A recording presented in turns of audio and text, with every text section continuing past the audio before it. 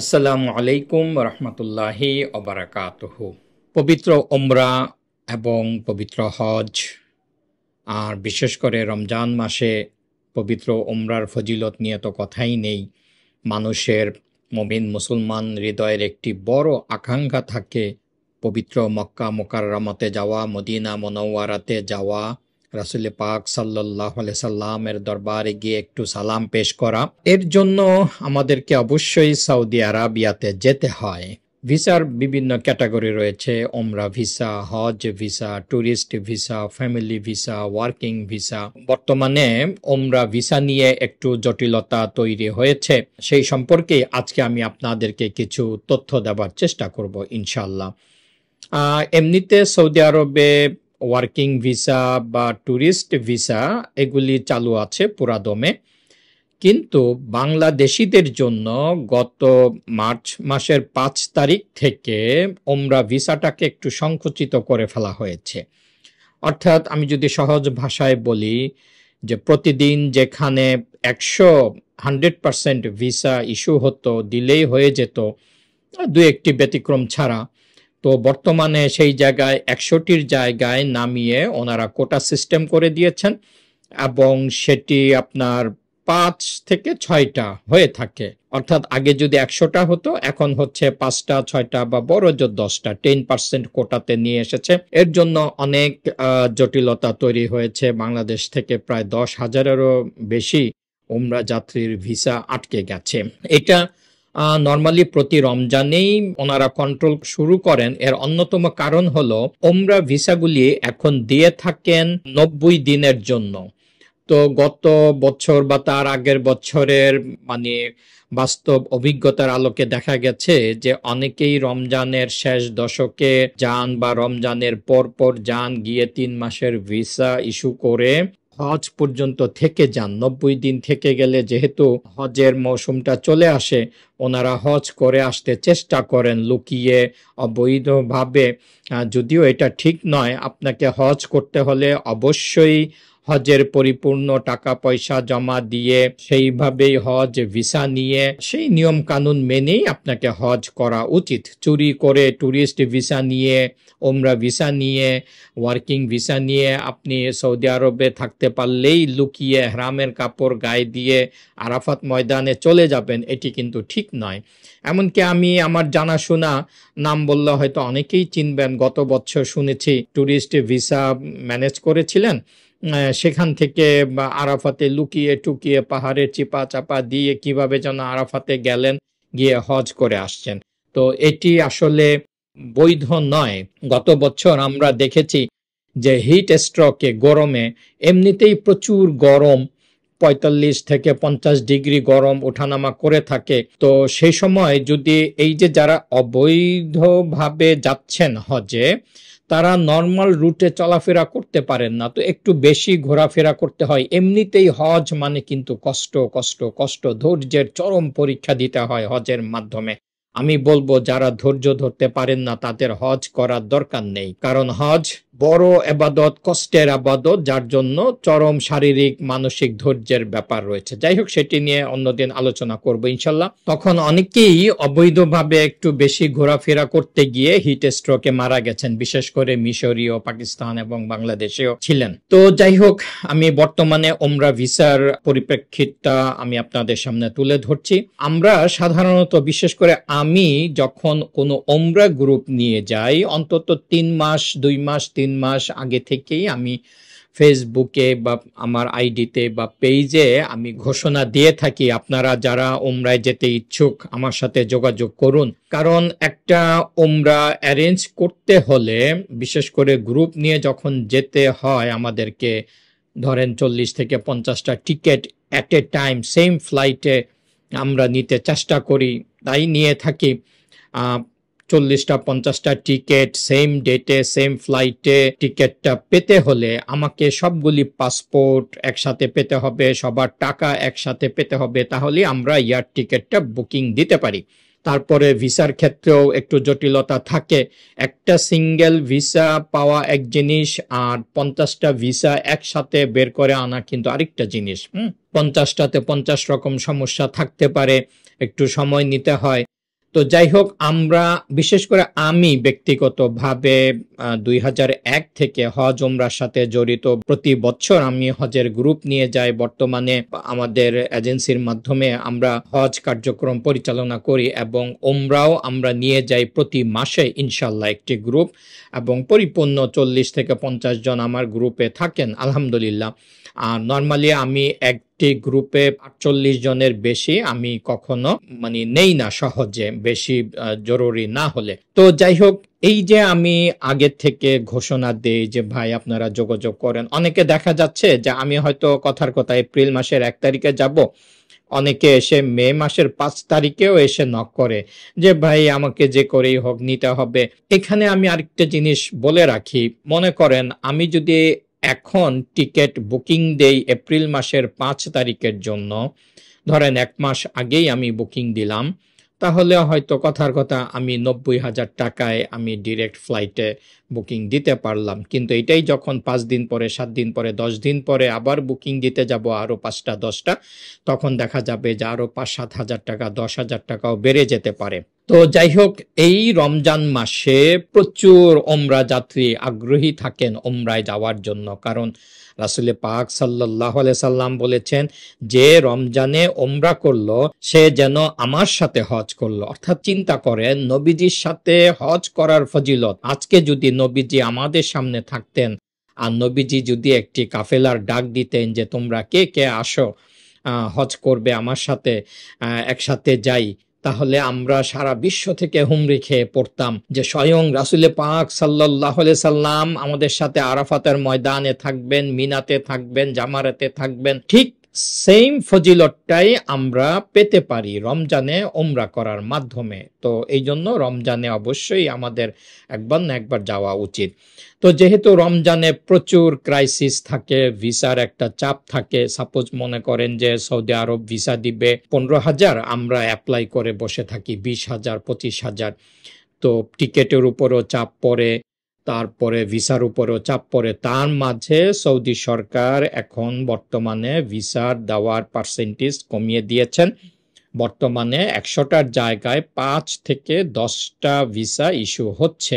তাও আবার দেখা যাচ্ছে যে আমরা নর্মালি আজকে অ্যাপ্লাই করলে কালকে পরশুর মধ্যে আমরা ভিসা পেয়ে যেতাম, এখন 5 দিন 6 দিন হয়ে যাচ্ছে, ভিসা পাওয়াটা মুশকিল হয়ে যাচ্ছে। এটা হলো বাস্তব কথা। আমি ফেসবুকে বিভিন্ন গ্রুপে দেখি যে অনেকেই আমাদের দেশে একটা প্রবলেম হলো এই লাইনে, এই সেক্টরে এখানেও কিন্তু অনেক প্রতারক চক্র সক্রিয় আছে। সেইটা টিকেটের ক্ষেত্রে হোক, ভিসার ক্ষেত্রে হোক। টিকেটের ক্ষেত্রে কিরকম, যারা ইন্ডিভিজুয়ালি যান, ব্যক্তিগতভাবে যান, অনেক সময় ফেসবুকে অ্যাড দেয় বা আমাদেরকে ফোন করে যে ভাই একটা টিকেট করে দিতে পারবেন Dhaka Jeddah Medina Dhaka. Suppose আমি বললাম যে হ্যাঁ পারবো, 90,000 টাকা। উনি বলবে হ্যাঁ আপনি কেন এত বেশি চাচ্ছেন, এটা তো 70,000 টাকায় পাওয়া যায়, 75,000 টাকায় পাওয়া যায়। হ্যাঁ, ওনাকে নিশ্চয়ই কেউ না কেউ লোভনীয় একটা অফার দিয়েছেন। পরবর্তীতে এয়ারপোর্টে গিয়ে দেখেন যে ওয়ান ওয়ে টিকিট পেয়েছেন, অথবা ওই টিকিটটা ফেক, অথবা বলেছেন বিমানে দিবেন, যাওয়ার পরে বুঝতে পারতেছেন যে এটা ইউএস বাংলার টিকিট বা অন্য এয়ারলাইন্সের টিকিট। যাই হোক, সেটা ভিন্ন প্রসঙ্গ। ঠিক ওমরা ভিসা নিয়েও অনেক এজেন্সি বা অনেকে ব্যক্তিগতভাবে লোভনীয় অফার দিচ্ছে। হ্যাঁ ভাই আমি একদিনে 24 ঘন্টার মধ্যেই করে দিচ্ছি, কিন্তু বাস্তবে হবে না। যেমন আমার কাছে আজকেও ফোন এসেছে, ভাই যে করেই হোক ভিসা করে দেন। আমি ক্লিয়ার কাট বলে দিয়েছি যে না, মিনিমাম 5-6 দিন লাগবে, তাও হওয়ার সম্ভাবনা কম, 50-50ও চান্স নেই। আরেকটা হলো ভিসা রেট অনেক বেড়ে গেছে, যে সৌদি আরবে যে বিভিন্ন এজেন্সি ভিসা দিয়ে থাকে তাদের খরচও তারা বাড়িয়ে দিয়েছে এই সুযোগে। কথা হলো এই যে আমি ক্লিয়ার কাট নেগেটিভ জিনিসগুলি বলে দেই, অনেকেই এটা বলছেন না, হাজিদের কাছ থেকে টাকা নিয়ে আটকিয়ে রাখছেন। আবার অনেক এজেন্সি, আমি ভালো ভালো এজেন্সির লোকদেরকে দেখেছি যে কোনো কারণে হয়তো একটা বড় হজে হোক, অর্থাৎ ফরজ হজে হোক বা ওমরাতে হোক, নেওয়ার সম্ভাবনা বা যাওয়ার সম্ভাবনা 50-50, তারা একটা রিস্কের চান্স নেয়, একটা গেম খেলে যে হ্যাঁ হাজি সাহেবটাকে আমি ধরে আটকিয়ে রাখি, হলে তো হলেই, লেগে গেল চান্স। আর যদি না হয় তাহলে পরে সরি বলবো, বা পরে 1 মাস 2 মাস পরে টাকাটা ফেরত দিব। আবার অনেকে দেখেছি যে কথার কথা 100-200 জন লোকের থেকে 50,000 1 লাখ করে টাকা নিয়ে উনি এটাকে অন্য ব্যবসায় খাটাচ্ছেন। তো যাই হোক, এগুলি ভিন্ন প্রসঙ্গ। আপনারা সাবধান থাকবেন, লোভনীয় অফার থেকে একটু দূরে থাকবেন। লোভনীয় অফার বলতে যেমন আমি বললাম যে আমার প্যাকেজ 1,55,000, 1,60,000, 1,65,000, ফোন করে বলবে হ্যাঁ ভাই অমুকে তো 1,35,000 নিচ্ছে, 40 নিচ্ছে। আপনারা কেন এই ডিফারেন্সটা বুঝেন না ভাই? সিম্পল একটা কলা কিনতে গেলেও তো 20 টাকা হালির কলা আছে, 30 টাকা হালির কলা আছে, 40 টাকা হালির। আপনি তো কলা দেখলেই বুঝতে পারার কথা যে 40 টাকা হালির কলার কোয়ালিটি কেমন আর 20 টাকা হালির কোয়ালিটি কেমন। এখন আপনি যদি ওই 40 টাকা যিনি বিক্রি করছেন তার কাছে 20 টাকার কলার মান তুলে ধরে বলেন যে উনি তো 20 টাকায় বিক্রি করে, হ্যাঁ আপনি এটা তো মিনিমাম একটা কমন সেন্স যে আমি যেই হোটেল দিব, যেই এয়ারলাইন্স দিব, যেই সার্ভিস দিব, যেই জিয়ারাগুলিতে নিব, যেমন আমি প্যাকেজের ভিতরে বাইরে সব মিলিয়ে 70 থেকে 75টা জায়গায় আমরা কভার করে থাকি আলহামদুলিল্লাহ। আমি প্রতি মাসে যেই গ্রুপগুলিতে নিয়ে যাই আমি চেষ্টা করি নিজে সবগুলি জায়গাগুলিতে ভিজিট করাতে, দেখাতে, বুঝাতে চেষ্টা করি আলহামদুলিল্লাহ। এগুলির তো আপনি একটা ভ্যালু দিতে হবে, মূল্য দিতে হবে। আপনি যদি এখন আমি যেই স্টার মানের হোটেলে রাখি, হ্যাঁ আরেকজন যদি same hotel, same airlines, same sightseeing করিয়ে, সেম সার্ভিস দিয়ে যদি 1,30,000 অফার দেয় তাহলে আপনি তখন বলতে পারেন জি ভাই উনিও তো সেম একই জিনিস, একই বিল্ডিং, একই এয়ারলাইন সবকিছু দিবে, আপনি 1,60,000 চাচ্ছেন, উনি 1,30,000 দিচ্ছে। তৎক্ষণাৎ বলবো যে আপনি তাড়াতাড়ি ওই এজেন্সিতে বুকিং দিয়ে ফেলেন। তবে এই ক্ষেত্রে এজেন্সিগুলোও যেমন বেশিরভাগই ভালো আলহামদুলিল্লাহ, কিছু কিছু এজেন্সি কথায় কাজে আপনি মিল পাবেন না, সাধারণ মানুষও একটা বিভ্রান্তিতে পড়ে যায়। আর আরেকটি বলবো, আমি ফেসবুক গ্রুপে বিভিন্ন সময়ে দেখি অনেকেই বলেন ভাই আমি অনলাইন থেকে টিকিট কেটে ফেলেছি, অর্থাৎ উনি আগে বিদেশ টিদেশ গিয়েছেন, অনলাইনে টিকিট কাটতে পারেন, তারপরে অনলাইন থেকে হোটেল বুকিং দিয়ে ফেলেন, হ্যাঁ এটাও দিতে পারেন, চলে গেলেন। কিন্তু ভাই এটা India, Singapore, Thailand, Malaysia, Dubai tour না যে আপনি ঘুরে আসলেন, আপনার এখানে কোনো ভুল ত্রুটির ব্যাপার নেই। আমি সিঙ্গাপুর গেলাম, মালয়েশিয়া গেলাম, ইন্ডিয়া গেলাম, পাকিস্তান গেলাম, মিশর গেলাম, দুবাই গেলাম, ওখানে আমার কিছু কম বেশি হলে কোনো দমের প্রয়োজন নাই, শাস্তির কাফারার প্রয়োজন নাই। কিন্তু এটা কিন্তু উমরা ট্যুর, এটা কিন্তু যেন তেন আপনার টাকা হলো আর আপনি চলে গেলেন, এটা না। আমি বলবো যারা প্রথম যাচ্ছেন জীবনে, হ্যাঁ যেতে পারবেন, একা যেতে বাধা নেই, যারা অভিজ্ঞ, যারা বই পড়াশোনা করেছেন, আগে 2-4 বার হজ উমরা করেছেন, তারা চাইলে একাকী উমরা করে আসতে পারেন, কোনো অসুবিধা নেই। কিন্তু যারা নতুন তারা কোনো অবস্থাতেই একাকী উমরাতে যাবেন না। হ্যাঁ আপনি যতই অন্য লাইনে পণ্ডিত হন না কেন, শিক্ষিত হন না কেন, চালাক হন না কেন, আপনাকে আগে উমরাটা জেনে বুঝে একজন দক্ষ গাইড বা অভিজ্ঞ গাইডের তত্ত্বাবধানে থেকে সহি শুদ্ধ ভাবে আপনাকে উমরাটা করা উচিত। না হলে এমনি আপনি যান, গিয়ে একটু ঘুরে ফিরে আসলেন, সৌদি দেখে আসলেন, আরাবিয়ান কালচার দেখে আসলেন, সেটি ভিন্ন কথা। কিন্তু যদি আপনি মনে প্রাণে চান যে সহি শুদ্ধ ভাবে উমরা প্রশিক্ষণ নিয়ে, যেমন আমি উমরাতে নেওয়ার আগে 2 দিন আমার অফিসে 4 ঘন্টা 4 ঘন্টা করে 8 ঘন্টার সরজমিনে হাতে কলমে ক্লাস করাই, বড় ডিসপ্লেতে ভিডিওর মাধ্যমে। এমনিতে আমার চ্যানেলে মক্কা মদিনা উমরা নিয়ে অনেক ভিডিও আছে, অর্থাৎ আমার হাজিরা ভিডিওর সাপোর্ট পেয়ে থাকেন, এখানে 2 দিন ব্যাপী ক্লাসের সাপোর্ট পেয়ে থাকেন, আমার সম্পাদিত একটি হজ বই এর সাপোর্ট পেয়ে থাকেন, প্লাস সাথে আমি থেকে উমরা করিয়ে দেই, ভুল ত্রুটি থেকে মুক্ত রাখার চেষ্টা করি। তো যাই হোক, আপনারা যারা উমরাতে যেতে চাচ্ছেন এই মুহূর্তে আমি বলবো যে আপনারা মোটামুটি ধরে রাখেন যে ভিসা পাচ্ছেন না বা ভিসা পাবেন না। যদি লাকিলি পেয়ে থাকেন বা আগে ইস্যু করে থাকেন তাহলে শেষ দশকে যেতে পারবেন। মূলত এইসব জটিলতার কারণে আমি শেষ দশকের প্যাকেজটা গত 2 বছর যাবত করছি না। এবার সিদ্ধান্ত নিয়েছিলাম ঈদের পরপর এপ্রিলে যাব, কিন্তু সৌদি সরকার নিয়ম করে দিয়েছেন 25শে এপ্রিলের মধ্যে সৌদি আরব খালি করতে হবে, অর্থাৎ ওমরা যাত্রী বের হয়ে আসতে হবে। তো এটা একটা মুশকিল, কারণ টিকিট চাইলেই মন মতো হয় না, আবার যে ভিসাও বন্ধ করে দিয়েছে। এই জন্য আমি ঘোষণা দিয়েও এপ্রিলের গ্রুপ প্যাকেজটা আমি বাতিল করেছি। এর জন্য আমি আন্তরিকভাবে দুঃখিত। এটা আমার আর করণীয় কিছু ছিল না, এটা বাধ্য হয়ে। অনেকেই আমার কাছ থেকে টাকা রিফান্ড নিয়েছেন। আমার বিশ্বাস বা ধারণা যে ওনারা কতটুকু যেতে পারবেন সেটা আল্লাহ পাকই ভালো জানেন। এই জন্য আমরা হজ পরবর্তী, আমি ইনশাল্লাহ 10ই মে থেকে 15ই মে এর মধ্যে হজ গ্রুপ নিয়ে যাব ইনশাল্লাহ। হজের পর একদম প্রথম মহরম মাসের 4-5 তারিখেই আমরা একটি গ্রুপ করতে যাচ্ছি, মহরম মাসের একটি গ্রুপ করতে যাচ্ছি ইনশাল্লাহ। আমরা পবিত্র মদিনা মুনাওয়ারাতে রাসূল পাক সাল্লাল্লাহু আলাইহি সাল্লামের দরবারের পাশে আমরা পবিত্র আশুরার দিনটি অতিবাহিত করতে চাই।